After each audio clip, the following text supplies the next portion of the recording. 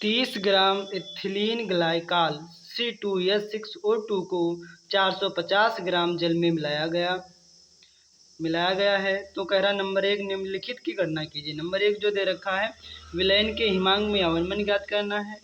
फिर उसके बाद विलयन का हिमांक ज्ञात करना है। सर्वप्रथम मतलब जो कहता है विलयन के हिमांक में अवनमन मतलब डेल्टा जो आपका क्या करना है डेल्टा TF ज्ञात करना है। तो यहाँ पर ध्यान देंगे फार्मूला क्या होता है और देखेंगे पहले दिया क्या है। तो देखो 30 ग्राम क्या दे रखा है, ये हमें दे रखा है स्मॉल W दे रखा है। वो कितने ग्राम दे रखा है 30 ग्राम दे रखा है। उसके बाद देखेंगे जो कैपिटल W दे रखा है वो कितना दे रखा है, ये कम मात्रा में इसलिए इसे स्मॉल W से लिखें और जिसकी मात्रा ज़्यादा है 450 ग्राम जल में मिलाया गया, जिसमें मिलाया गया उसे कैपिटल W से लिखेंगे। वो कितना है 450 ग्राम। उसके बाद ध्यान से देखेंगे ये जो इथिलीन ग्लाइकॉल ये क्या दे रखा है, जो हमें यम दे रखा है वो कितना दे रखा है। वो देखो इथिलीन ग्लाइकॉल का जो फार्मूला होता है इसका पहले निकालेंगे अणुभार। क्या निकालेंगे, अणुभार निकालेंगे। तो यहाँ पर लिखेंगे क्या फार्मूला होता है C2H6O2। अब यहाँ पर देखेंगे इसका अणुभार कैसे कार्बन देखो ध्यान से पहले सुन लो कुछ चीज़ें।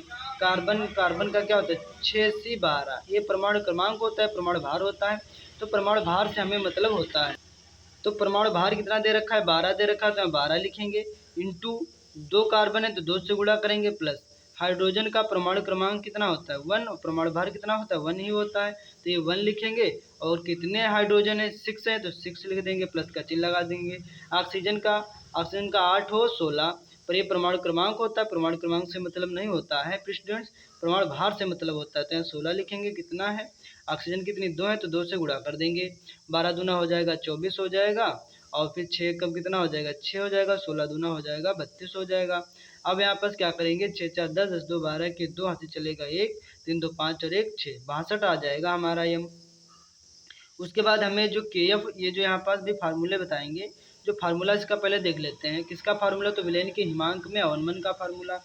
अवनमन का फार्मूला क्या होता है, तो अवनमन का फार्मूला होता है डेल्टा TF बराबर होता है KF into small w into 1000 upon यम इंटू कैपिटल W। अब यहाँ ध्यान से देखेंगे स्टूडेंट्स यहाँ पर इक्वल का चिन्ह लगा हुआ है। जो डेल्टा TF जो ऐसे रहेगा डेल्टा TF। अब देखेंगे KF जो होता है जो इसको बोलते हैं स्थिरांक, इसका आपको मान याद होना चाहिए। KF का कितना होता है या तो आपके बुक में नोट में नीचे दिया हुआ मिलेगा न्यूमेरिकल के जस्ट नीचे। ये आपका होता है स्थिरांक की आपका मान होता है। यहाँ पर मान रखेंगे 1.86 इंटू स्मॉल W कितना दे रखा है, जो स्मॉल W दे रखा है वो 30 दे रखा है तो 30 लिखेंगे इंटू लिखेंगे 1000 अपॉन में रहेगा यम कितना दे रखा है, यम आपका दे रखा है जो क्या था इथिलीन ग्लाइकॉल। हाँ इथिलीन ग्लाइकॉल का ये तुम्हारा अणुभार कितना दे रखा है, जो दे रखा है 62 इंटू जो कैपिटल W है, कैपिटल W कितना दे रखा है, जो आपका कैपिटल W दे रखा है 450 दे रखा है। कितना दे रखा है 450 दे रखा है। अब यहाँ पास क्या करेंगे ध्यान से देखेंगे स्टूडेंट्स।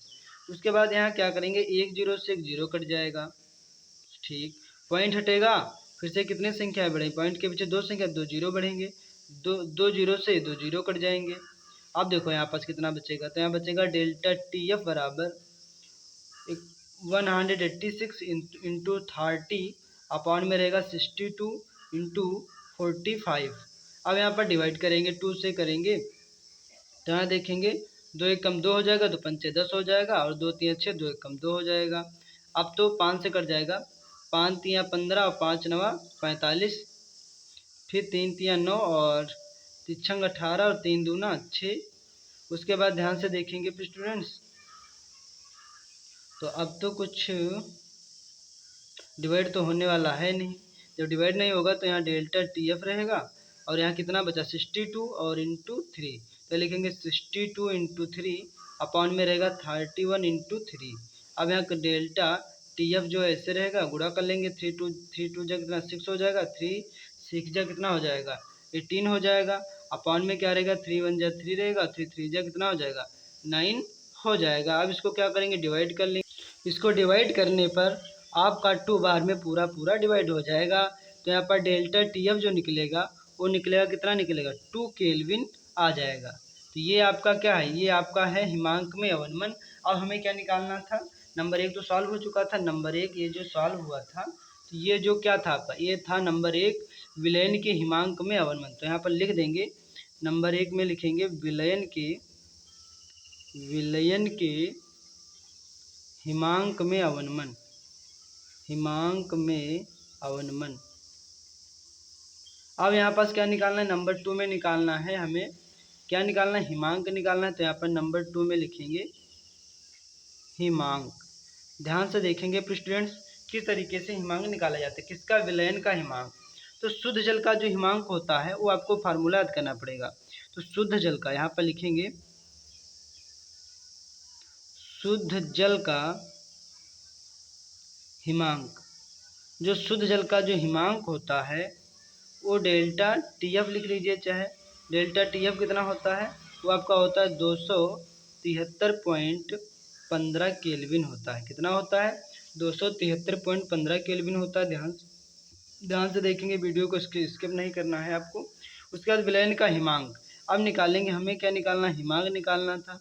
अब देखो हिमांक में क्या होता है, टीएफ से डेल्टा टीएफ को क्या कर दिया जाता है, घटा दिया जाता है।